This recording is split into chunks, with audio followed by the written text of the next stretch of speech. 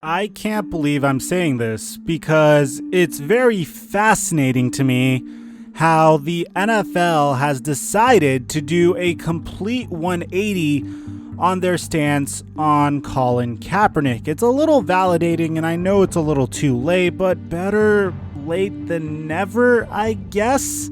Now, before we get to the content, guys, I'm going to take some time to let you know that I live stream on Twitch on Tuesdays, Thursdays, and Sundays at 9 p.m. Pacific time. We're doing these modded Madden NFL simulations, and we're starting all the way from year 2002, and we're going to re-sim the entire NFL with the draft classes and everything included until 2020. So if you think you're going to be interested in that, make sure to come on by. The links in the description down below. I might be live right now. In addition to this, guys, you know the drill. Drop a like to help the channel grow, subscribe and turn notifications on if you've seen my content already, and break!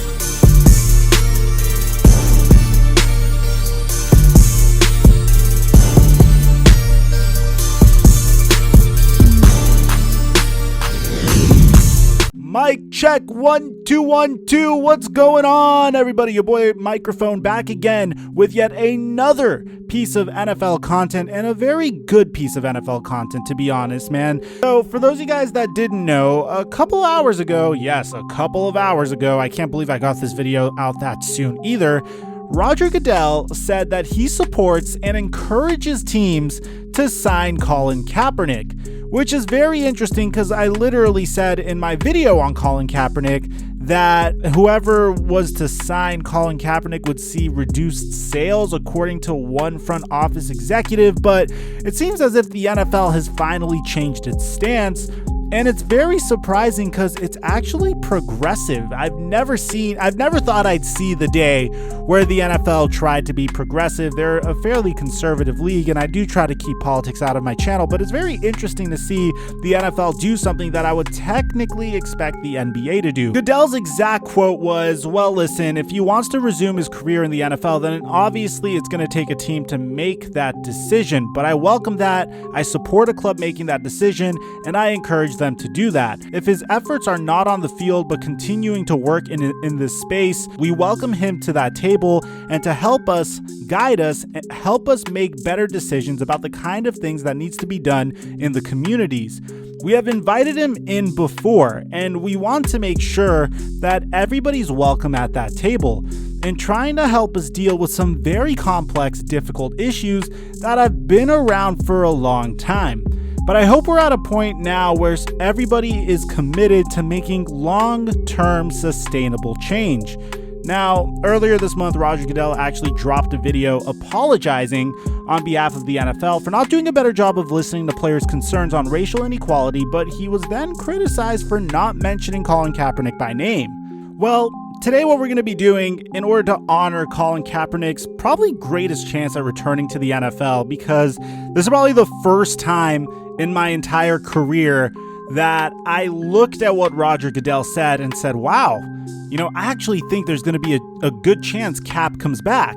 For the first time, I think Colin Kaepernick has a great chance of making an NFL roster now that he's got the support of Roger Goodell. I don't know if this is some sort of smokescreen, but I'm sure there's a team that would want to take a chance on him. So what we're going to be doing today is we're going to be talking about 7 NFL teams that are the most likely to sign Colin Kaepernick. Now, bear in mind, his role could vary based off the team he's on, and I'm not going to dive into whether he is worthy of being on a roster or not, because I already covered that in a separate video where we actually dove into some film analysis on him.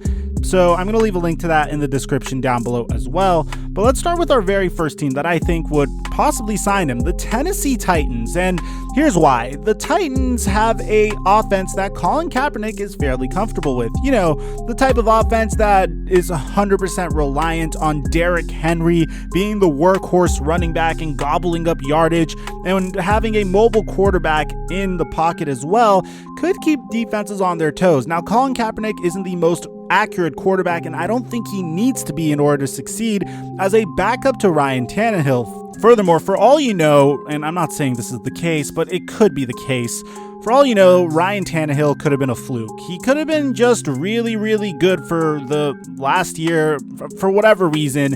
And he could have just had a Randall Cunningham-like season. He could have had a Peyton Hillis-like season. You don't know if he's going to do it again for Tennessee. I would like him to do it again, but it's nice to have some insurance just in case. Colin Kaepernick kind of had the same tools as Marcus Mariota did, and Marcus Mariota recently joined the Oakland Raiders as a backup, so I feel like he'd be a perfect fit with the Tennessee Titans. Up next, I have the Minnesota Vikings, and I think this is a little bit more unlikely than not because Mike Zimmer doesn't just give out contracts to anybody, but the ownership and the front office are also fairly serious about recommitting to the social justice fight. They pledged $5 million to various causes and gave a voice to Eric Kendricks, who supported the protests that have been going on. From a football standpoint, it seems very logical because the Vikings are a very run-heavy offense and they're very play-action heavy as well. Colin Kaepernick happens to succeed in that type of offense, and they need a backup for Kirk Cousins. Now, if you want to go a little bit deeper, if you want to consider the recent tragedy that happened in Minnesota, the connection between the tragedy and signing Colin Kaepernick could make this pseudo-sentimental, but again, I feel like there's other teams that could use him. Another team that I think would be more unlikely to sign Cap than actually sign Kaepernick would be the LA Chargers, but regardless, I still have them here. The Chargers have a quarterback ready to take the reins in Justin Herbert, and they actually explored signing Tom Brady this past offseason, but it appears as if they are firm on the idea of letting Tyrod Taylor play quarterback underneath center until Justin Herbert is ready. Pretty much what Tyrod Taylor did in 2018 for Baker Mayfield, he's probably going to do for Justin Herbert. The only reason I could see this happening is if Anthony Lynn wants to really make a stand and do his best to make a change, because he himself seems extremely frustrated with what has been going on recently, and he has been a huge supporter of Colin Kaepernick as well. That is the only way I could see this potentially making sense, but I thought I'd fit them in here because Anthony Lynn's a huge supporter of Kaepernick. The depth chart wouldn't make sense, so I don't think this is that likely to happen. But I think this team could potentially happen and has a very good chance at happening. The Kansas City Chiefs. Now, I know they have Patrick Mahomes at the starting quarterback position, but give me a minute here, man. Do you remember when Andy Reid took a chance on Michael Vick back in 2009 when Vick finally came back? And he was just a huge gadget player backing up Donovan McNabb. Well, Andy Reid has a history of polarizing quarterback moves, and now that he has a Super Bowl championship and the league's best quarterback in Patrick Mahomes, Andy Reid could afford to take these risks at the backup quarterback spot. Currently, the Kansas City Chiefs' backup QB is Chad Henne, but dude, come on, who has more playmaking potential, Colin Kaepernick or Chad Henne? Furthermore, Patrick Mahomes has been very outspoken about the NFL being more proactive to advance social justice causes, so it's unlikely he'd put up any opposition to his backup being Colin Kaepernick. Just imagine Cap in Andy Reid's Chiefs offense, even as a gadget player like Michael Vick was for a single season before re-hitting the market. It's pretty good potential, and at the very worst, if there's no market for Cap, I expect the Chiefs to make a move for him. This next team that could sign Kaepernick probably could provide him with a potential starting role in the future. That's the Jacksonville Jaguars. And I know this is the only reason this could be a long shot is because the Jags are doing everything they can to cut away distraction, which is why they traded away Jalen Ramsey a while ago. And they're making 2020 this gigantic quarterback audition for Gardner Minshew. But Shad Khan, the owner of the Jaguars, is fresh off of a strongly worded call to arms in the fight against injustice. So he has been active in what's been going on. And these words that were declared are pretty much an invitation to welcome Cap, his civil rights activism, and so forth. Plus, there isn't really much of a downside. Say Gardner Minshew is a gigantic bust. You might as well hand over the offense to Colin Kaepernick and see if there's anything that could be done for him. And on top of that, wouldn't it be really entertaining to see Gardner Minshew get challenged by Colin Kaepernick for the starting QB job? I know personally as a fan, I'd love that. Up next, we have the Houston Texans. And again, the Texans already have their long-term answer at QB in Deshaun Watson, and he's already a mobile quarterback, but that's kind of why this seems to be a logical fit. If Deshaun Watson goes down, which he has gone down in years past, you have Colin Kaepernick that could be inserted in. And here's the beauty of it. I feel like Kaepernick could lead that team just as Deshaun Watson leads that team. You have Deshaun Watson and J.J. Watt that have both been involved in activism as well.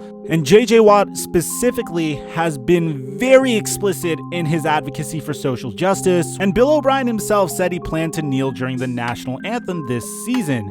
O'Brien's already gotten pitches from Justin Reed about signing Eric Reed, which is the original player that knelt beside Colin Kaepernick in the very beginning. So why wouldn't Colin Kaepernick also be signed? I just thought it would make a lot of sense here, but no team makes more sense than the number one team on this list, and that is the Baltimore Ravens. The reason why? Well, first and foremost, Greg Roman was Colin Kaepernick's offensive coordinator when he was on the San Francisco 49ers. He was the guy that helped unleash Colin Kaepernick and one of the most potent offenses in NFL history, installing the pistol offense and really putting Cap in a position to succeed.